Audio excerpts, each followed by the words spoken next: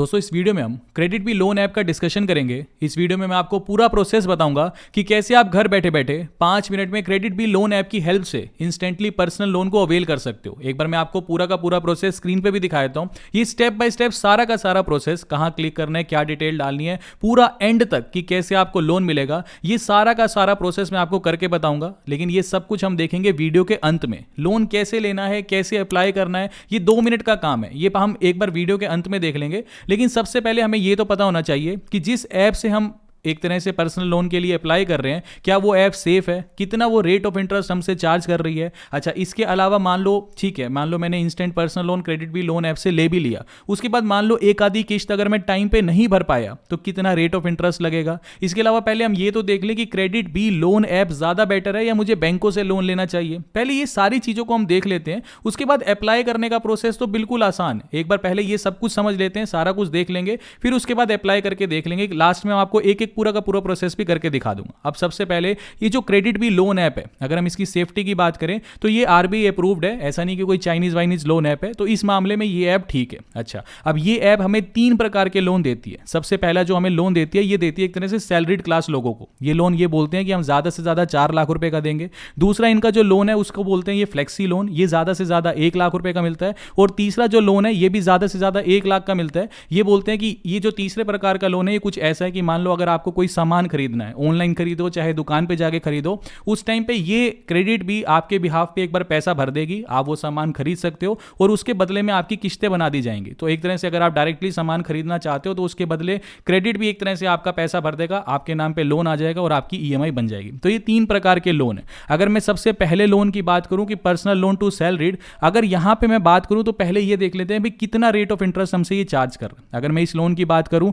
तो यहां पे जो मेरे से रेट ऑफ इंटरेस्ट चार्ज कर रहा है ये 15% से लेके 29.95% तक चार्ज किया जा रहा है। ठीक है, अगर मान लीजिए मैं सैलरीड क्लास वाले लोन पे अप्लाई करता हूं तो 15% से 29.95%। अगर मैं यही बैंकों की बात करूं, मैं एक बार आपको बैंकों का भी अभी बताऊंगा आगे। चलो एक काम करते हैं, पहले क्रेडिट बी की सारी कहानी समझ लेते हैं, फिर इसको हम बैंकों से कंपेयर करेंगे भी state bank of India, ICICI, axis bank, HDFC bank, वो कितने कितने रेट ऑफ इंटरेस्ट चार्ज करते हैं और फिर भी क्या फर्क है, क्रेडिट बी क्या अलग दे रहा है बैंकों से और हमें क्रेडिट बी की तरफ जाना चाहिए या बैंकों की तरफ एक तरह से हमें जाना चाहिए। ठीक है, पहले रेट ऑफ इंटरेस्ट को देख लेते हैं। अच्छा, यहां पे अगर मैं लोन अमाउंट की बात करूं तो कम से कम 10,000 का लोन आपको लेना पड़ेगा और ज्यादा से ज्यादा ये लोग 4 लाख का ही लोन देंगे। अगर मैं फर्स्ट कैटेगरी वाले लोन की बात करूं कि सैलरीड क्लास लोगों को जो लोन देता है ये क्रेडिट बी, उसकी बात करें तो ठीक है जी। टेन्योर की बात करें तो कम से कम 3 महीने के लिए तो आपको लोन लेना ही पड़ेगा और ज्यादा से ज्यादा 48 महीनों के लिए, यानी ज्यादा से ज्यादा आपको 4 साल के लिए ही ये लोग एक तरह से पर्सनल लोन दे सकते हैं।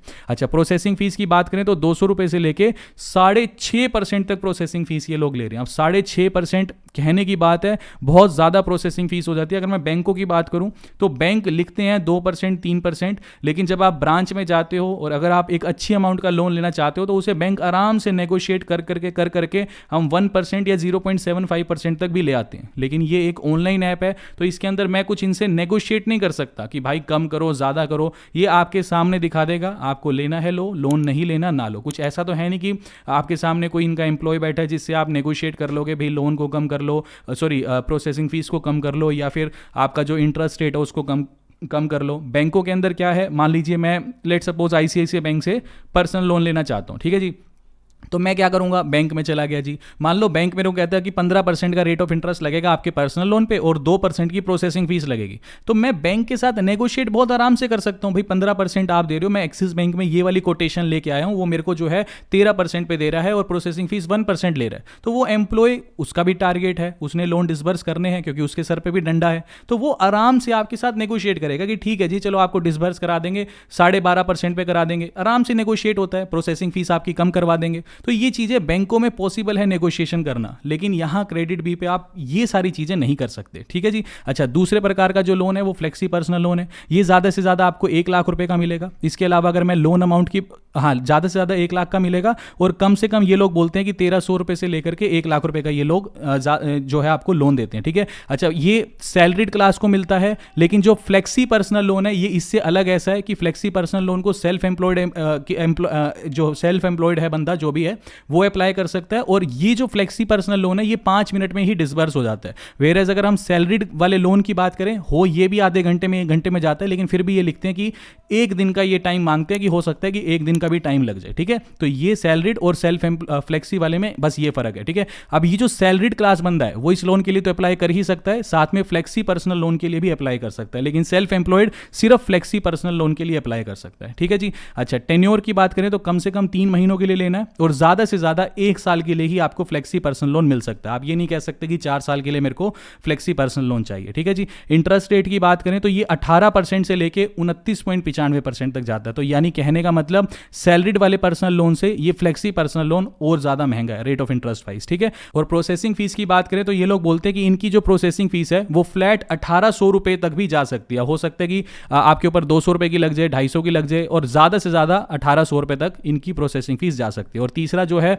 परचेज ऑन ईएमआई वाला है वो मैंने आपको समझा ही दिया। ठीक है जी, अच्छा, अब एक बार बाकी क्रेडिट बी को देखें, पहले हम एक बार बैंकों का देख लेते हैं भी बैंक क्या रेट ऑफ इंटरेस्ट देते हैं। अब अगर ये सारी कहानी मैंने आपको रेट ऑफ इंटरेस्ट की इनकी समझा दी, इसके बाद मैं आपको ये समझाऊंगा कि लोन कैसे मिलता है। भाई एक बार मैं आपको लाइव बताऊंगा कि जैसे यहाँ पे 11,000 रुपए के लोन के लिए अप्लाई हो रखा है, यहाँ पे 1,40,000 अलग अलग कस्टमर्स के जो हैं ये स्क्रीनशॉट लेके मैंने प्रॉपर बनाया हुआ है। ये सारा कुछ समझेंगे। ठीक है, इसके बाद मैं आपको ये ऑफर्स भी बताऊंगा जो क्रेडिट भी देता रहता है बार बार। ठीक है, ये सब कुछ देखेंगे, लेकिन पहले एक बार ये समझ लेते हैं कि आईसीआईसीआई बैंक पर्सनल लोन, अब एक बार हम बैंकों से कंपेयर कर लेते हैं, क्योंकि हमने अभी उनके रेट ऑफ इंटरेस्ट अभी देख लिए क्रेडिट बी के साथ साथ, अब एक बार हम बैंकों के रेट ऑफ इंटरेस्ट को देख लेते हैं। ठीक है जी, अगर मैं आईसीआईसीआई बैंक के पर्सनल लोन की बात करूं तो ये बोलते हैं कि 10.50% से शुरू होते हैं और 16% तक हमारे पर्सनल लोन के रेट ऑफ इंटरेस्ट जाते हैं। अब ये इनका पूरा एक बैरियर है, लेकिन क्रेडिट बी के तो लोन ही 16% से शुरू हो रहे हैं और 29.95% तक जा रहे थे। यहां पे मैं नेगोशिएट भी नहीं कर सकता क्रेडिट बी से, लेकिन मैं बैंकों के अंदर नेगोशिएट भी कर सकता हूं। ठीक है जी,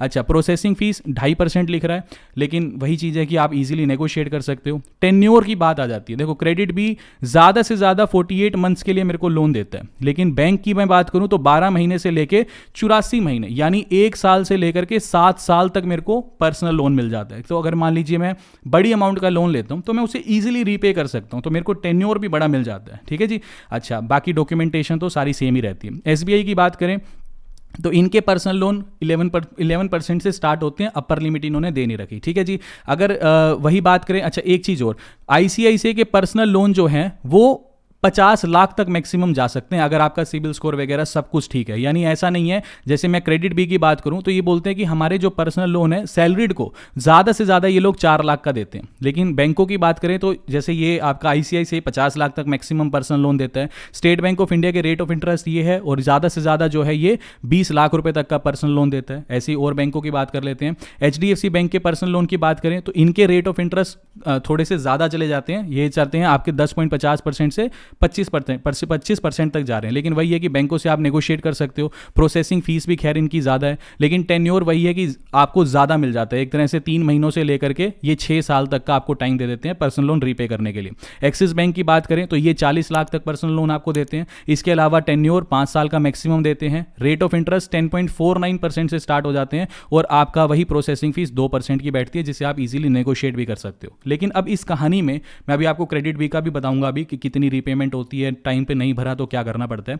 लेकिन इस कहानी में एक तरफ अगर हम बैंकों को रखें, चलो पहले क्रेडिट बी को समझ लेते हैं, ठीक है, उसके बाद कंपैरिजन में आपको बताऊंगा कि बैंक कब काम आते हैं और क्रेडिट बी जैसी लोन ऐप कब हमारे काम आएंगे। ठीक है जी, पहले ये समझ लेते हैं। अब यहाँ पे एक व्यक्ति है जिसने फ्लेक्सी पर्सनल लोन लिया। ठीक है, पहले तो ये कहानी दिमाग से निकाल दो। ठीक है, ये बात आई एग्री की अगर आप मान लीजिए स्टार्टिंग स्टेज में है, आपका सिबिल स्कोर अगर तो खराब है ना, एक चीज ये समझ लो कि अगर बिल्कुल ही बर्बाद है तो ये चीज आप भूल जाओ कि आपको क्रेडिट बी से भी लोन मिलेगा, अगर आपने बिल्कुल ही सिबिल स्कोर को तबाह कर रखा है।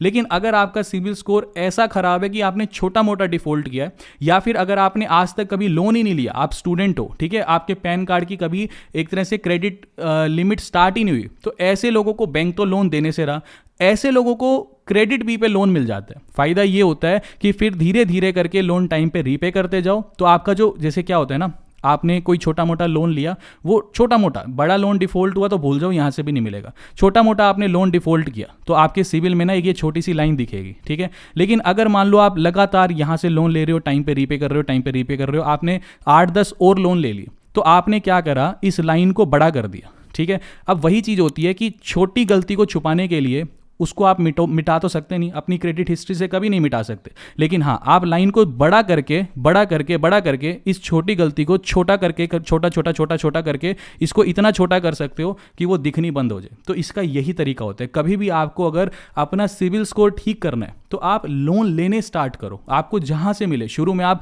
हो सके आपसे तो सिक्योर्ड लोन लो, जैसे कि मान लीजिए आपने एफडी के अगेंस्ट लोन ले लिया, उसको टाइमली रीपे कर दिया। आप सिक्योर्ड लोन लो, आपने लोन लिया, रीपेमेंट की, लोन लिया, रीपेमेंट की, तो आपकी क्या है, क्रेडिट हिस्ट्री अच्छी होने लगेगी। तो उन लोगों के लिए ये ठीक है जिनका कोई छोटा मोटा डिफॉल्ट है, या कोई ऐसे स्टूडेंट्स जिन्होंने आज तक कभी कोई क्रेडिट लिया ही नहीं है, वो यहां से ले सकते हैं, उनकी क्रेडिट हिस्ट्री बननी स्टार्ट हो जाएगी, ठीक है। अच्छा, अब यहां पे रेट ऑफ इंटरेस्ट आपको मैं समझा देता हूं।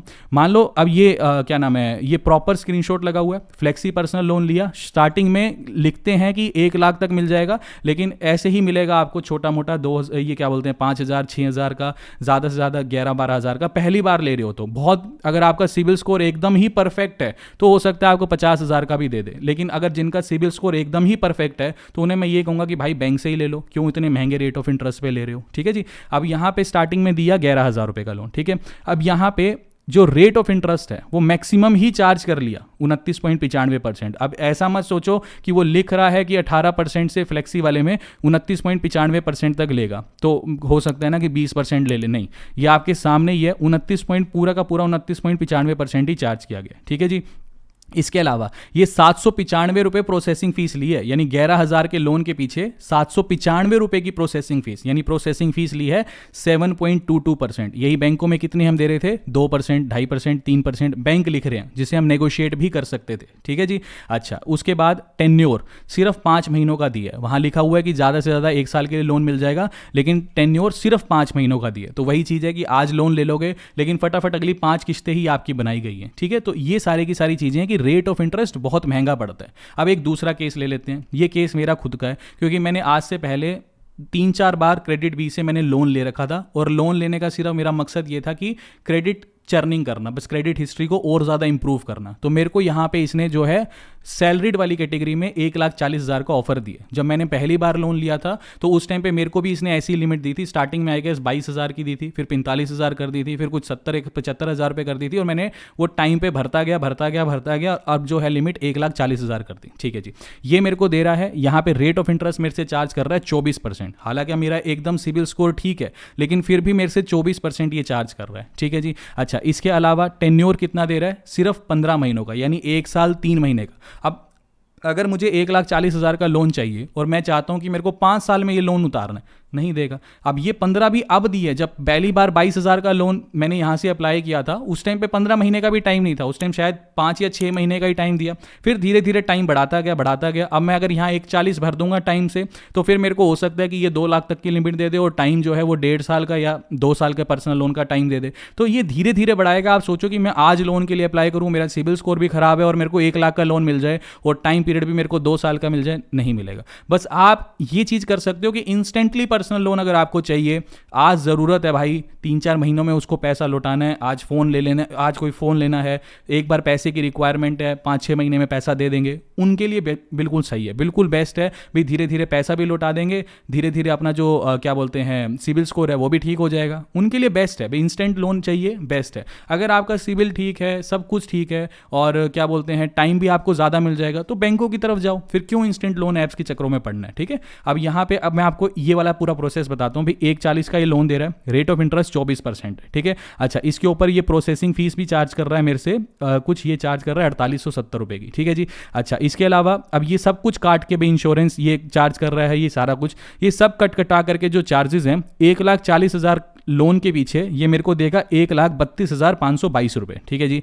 रीपेमेंट की बात करूं तो ये एमोनेटाइजेशन टेबल है, ये किस्तें मेरी बनाई हैं इसने 15 किस्तें, ठीक है जी। तो टोटल अमाउंट जो मेरे को रीपे करना है वो रीपे करना है 1,63,993 रुपये, और मेरे को लोन कितना मिला, 1,40 का लोन था, लेकिन वही प्रोसेसिंग फीस सब कुछ कटा करके 1,32,522 रुपये, यानी अगले 1 साल 3 महीनों में 1 साल 3 महीने बाद मेरे को जो टोटल अमाउंट रीपे करनी है, यानी मेरा टोटल ब्याज बना 31,471 रुपये, यानी मेरे को लोन मिला इतने का और मैंने टोटल रीपे करा 1,63,993 रुपये, यानी टोटल ब्याज मैंने भरा 31,471 रुपये। ये मेरे को 24% के हिसाब से लोन ऑफर कर रहा है। अब आगे लेना है नहीं लेना वो मेरी चॉइस है। अच्छा जी, अगर मान लो एक चीज़ और आती है कि मान लो मैंने आज लोन ले लिया, ठीक है जी, मान लो यही लोन ले लिया, मेरे पास कोई किस्त मैं डिले कर देता हूं तो कितनी पेनल्टी ये लोग लगाते हैं? तो ये बोलते हैं, जैसे सपोज मेरी जो पहली किस्त थी वो थी 11,000 समथिंग की, ठीक है, जिसमें से प्रिंसिपल था 8,096 रुपये, ठीक है।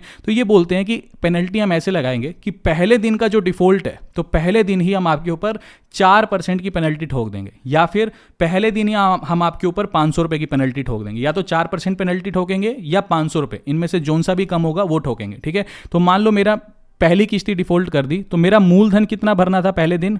8,096 रुपये। अब 8,096 रुपये का 4% यानी 323 रुपये तो पहले दिन ही ठोक देंगे। उसके बाद अगले 30 दिन तक, यानी महीने का पूरा निकाल के दे रहा हूँ, ये बोलते हैं कि हम 36% सालाना के हिसाब से आपके ऊपर पेनल्टी ठोकेंगे, यानी 36% यानी महीने का हो गया 3%। तो उसके बाद 3% पूरे महीने लगाएंगे 8,096 का, यानी 242 रुपये। तो पहले महीने 565 रुपये की पेनल्टी मेरे ऊपर ये ठोप देंगे। अच्छा, मान लो अब अगले महीने भी मैं डिफॉल्ट करता हूँ तो 8,096 तो ये पेंडिंग थे, अगली किस्त जो है ये वाली पेंडिंग है, तो इन दोनों को जोड़ लो, प्लस में 565 जोड़ लो, साथ फिर पहले दिन अगले महीने की पहली तारीख को कितना लगेगा? 4% मूलधन का, फिर उसके बाद 3% के हिसाब से पूरे महीने का। तो पेनल्टीज आप ये नहीं कह सकते कि बहुत ज़्यादा क्रेडिट भी ले रहा है। बैंकों में डिफॉल्ट अगर कोई करता है, किस्त का टाइम से नहीं भरता, तो बैंक भी इतना ही चार्ज करते हैं, ठीक है जी। अच्छा, अब एक चीज़ और है, अगर आप बार बार क्रेडिट बी से लोन लेते हो ना और टाइम पे भरते हो तो बार बार ना आपको ये व्हाट्सएप पे मैसेज करते रहते हैं, ठीक है। ये बोलते हैं कि जैसे मैंने ये थोड़ा हाइड कर दिया, ये पर्सनल डिटेल्स थी, ठीक है, तो यूट्यूब पे अलाउड नहीं है।